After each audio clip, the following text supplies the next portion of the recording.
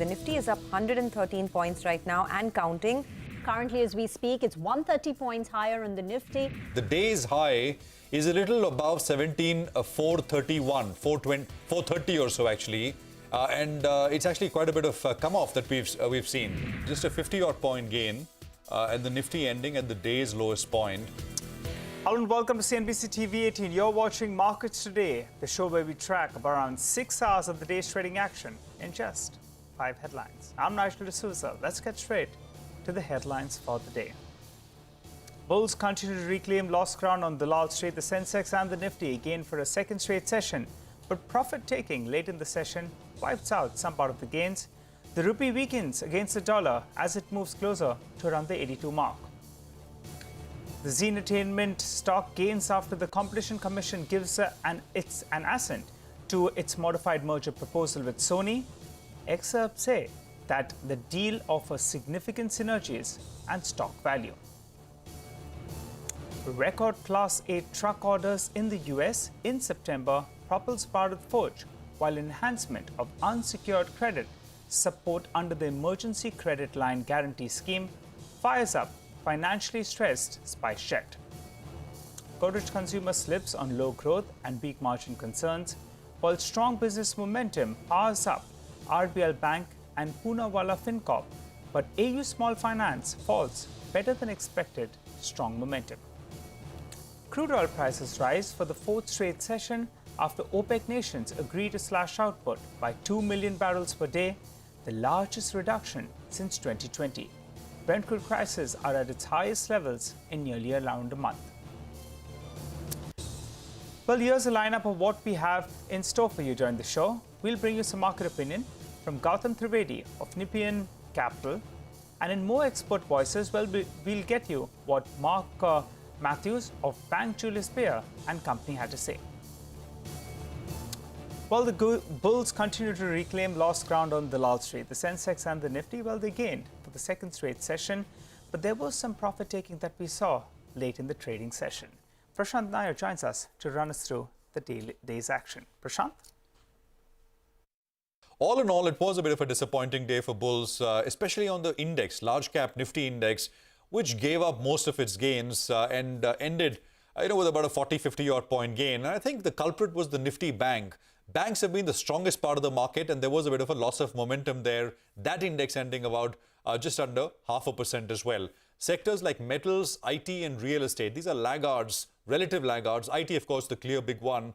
They did well. Now, a few stocks from the large cap space. Metals first, JSW Steel, Tata Steel, Coal India. These are names which did very well. IT will be the first of the block in terms of reporting, and it remains the one large market grouping which has seen absolutely no bounce. So for the second day running, HCL Tech, Infosys, Wipro, etc. participating. Overall market breadth was pretty strong. 2:1 in terms of advances to declines and up with volumes, mind you. So Mazgaon Dock continues to rally hard. You had India Cements, Bharat Forge on the back of news flow. Persistent Systems, there was an upgrade. JSW Energy rate gain in the last hour of trade saw a pretty large block deal. Motherson Sumi, HEG, Nazara, Gokuldas Exports was up 9%, almost back at 400, and Everest Industries. And there were more. I'm limiting myself here. Markets from here. I mean, first is the level to watch. 17,421 is around where the market turned south from. That is a 50% retracement of the fall from the 15th of September to the 30th of September. So when we come back, that will be the initial level to take out. US market follow-through is important. Yesterday, you had the US markets reversing from, being down 2% to closing absolutely flat. Will we see that follow-through higher? And oil remains critical for India. It's up almost $10 from last week's low. And the way things are lining up, we could have a bit of a breakout as far as oil prices go. Back to you. Thanks a lot for that, Prashant. Well, let's get you some market opinion. Gautam Trivedi, co-founder and managing partner at Nepean Capital, said that India is seeing some degree of FI inflows into the market, which is positive. He added that IT stocks may not be a good bet at the moment. Let's hear him out. I think downside is certainly left in this market. I tell you where I'm coming from. Again, in spite of all the stuff that we've seen And of course, you've seen some degree of FIs coming back into the market, which was a positive briefly. Again, last month they sold almost $1 billion. So will India end up decoupling? I don't think so. What we see is the other concern, of course, is in terms of valuation. And again, I've said this before, India has, of course, always been one of the most expensive markets among the emerging markets and always the most expensive Asian market. But now we're at 20.3 times calendar 23 PE, which is more than double that of China's. MSCI China is now at 9.3 times. Anybody who's in the export side of the business, and again, as we know, two of our biggest markets for exports for India, and not just for IT, but even merchandise exports, are the United States, i.e. North America and the European Union. So as a result, both of those which are currently undergoing economic challenges, I think I'd stay away from anybody who's in the export side. Well, in more opinion, Mark Matthews of Bank Julius Baer and Company said that if there is a recession, it will be a mild one. He added that India is their bet for the next 5 years, though in the near term, things are likely to be volatile. Let's hear him out. Now the market is down around 20% so far this year. I think we are putting in a bottom. October historically is the month where major market bottoms occur more than any other month. And even if we get a recession, I think it'll be a mild one because the labor market is still so strong. There's still 1.7 jobs available for every one unemployed person looking for work. And so 20% decline in the S&P is really about what you usually see when you have mild recessions. All right, so some cautious commentary coming in from Gautam, while Mark says clearly for the next few years, the Indian markets is something that he's betting on. Which brings us to the second headline now. Zee Entertainment. The stock gained over close 4% in trade after the Competition Commission of India gave the green signal to its modified merger proposal with Sony. Vahistha joins us to fill us in with a quick analysis on that front. Vahistha? On the 4th of October, Zee and Sony had finally received the much-awaited approval for their merger from the Competition Commission of India, or CCI as we know it. This brings a major sigh of relief as the CCI approval is usually the primary hurdle and takes a little longer. However, the approval comes with certain conditions to be fulfilled by both Zee and Sony. Prior to receiving a CCI nod, concerns were cited towards the merged entity's market dominance in TV viewership, high fee from advertising, and on the channel pricing. Both Zee and Sony had made some voluntary submissions to the competition watchdog, which could include the closure of some channels. And post receiving a satisfactory revert from Zee and Sony, the Competition Commission of India gave a go-ahead. Now let's see how the merged entity would look like. In terms of TV viewership share, Zee and Sony will have 26%, which is to be compared with Disney and Star viewership of about 20%. In terms of digital market though, the Zee-Sony combined entity have an advertising revenue market share of about 6% and subscription revenue market share of 18%, which is anyways lower than Disney and Star of 18% and 25% respectively.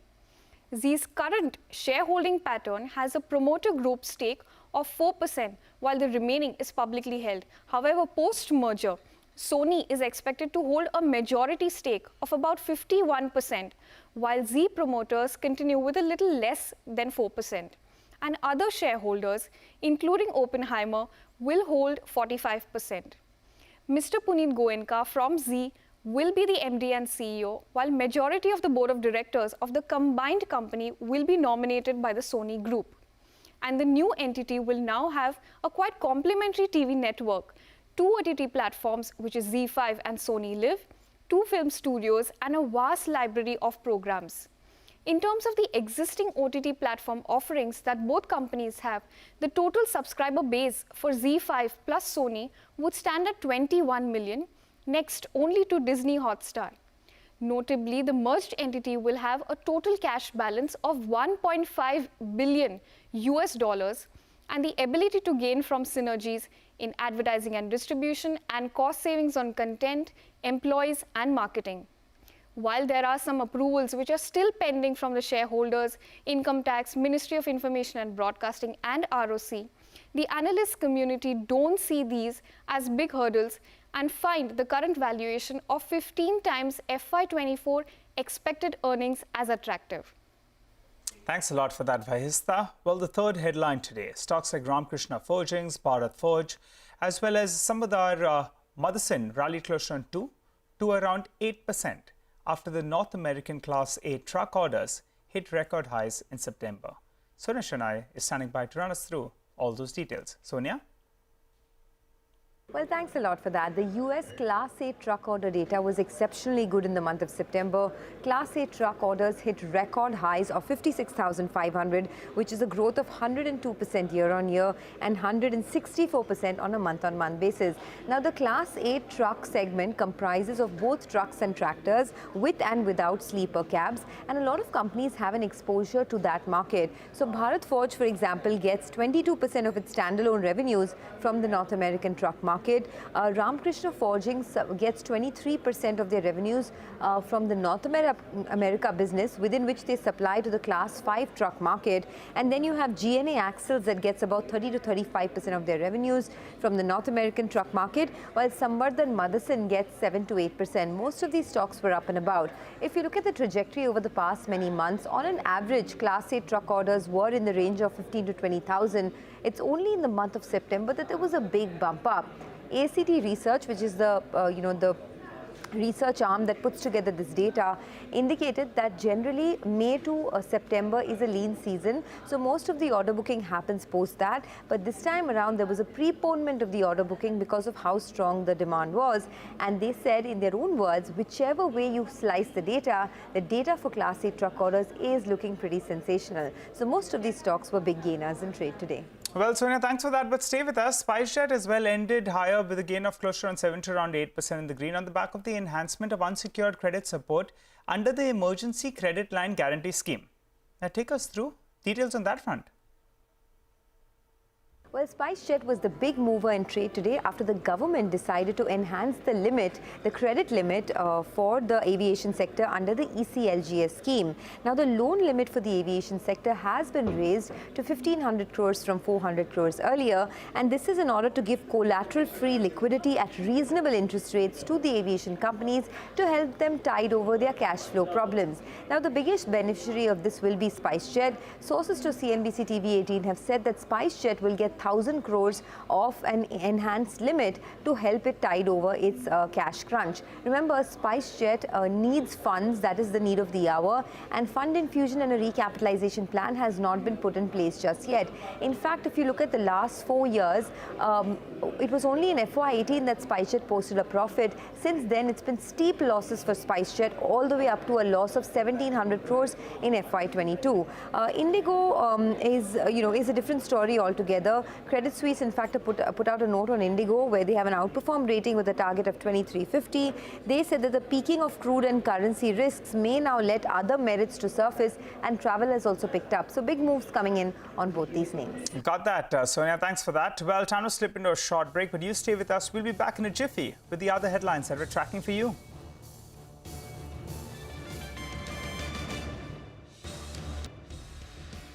Welcome back. You're still with us on Markets Today. Well, we've run through the 3 headlines for today, so let's get to the 4th one. Godrej Consumer, well, that one was a red underperformer in trade today on lower growth as well as concerns on the margin front for the second quarter. Mangalam is standing by to run us through a quick analysis on the quarterly update that they put out. Mangalam? Well, that's correct. So Godrej Consumer is losing in trade, understandably, because of its second quarter update that the company has reported. And a few things really stand out from a company standpoint. In the quarter itself, the company at a consolidated level has reported a mid-single-digit sales growth. And that would mean around a little higher than mid-single-digit sales growth. That would mean around 6 to 7% odd. But that accounts for not much as far as the profitability is concerned, because they are saying that the EBITDA may actually decline by almost, mid-teens, close to around 14 to 15% is what the street is penciling in this time, and this is on account of two factors. One, high cost inventory that the company was sitting on, and secondly, upfront marketing investments that they've been making. As far as the India business is concerned, they're likely to see a high single-digit growth, but then again, that won't be volume-backed because of higher raw material prices.